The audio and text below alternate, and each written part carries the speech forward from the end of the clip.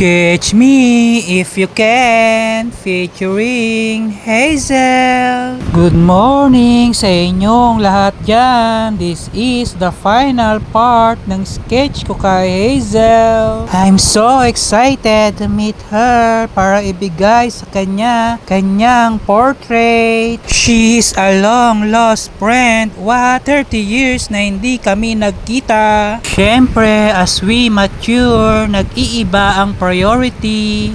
But a friend is still a friend, kaya wag natin silang kakalimutan. Thank you, Hazel friend, sa support at ikaw ay nagpa-sketch. Thank you, Hazel friend, kahit napalayo ako, I feel you closer. Thank you, Hazel friend, sa mga advices and inspirations. Thank you po sa inyo. Follow me for more.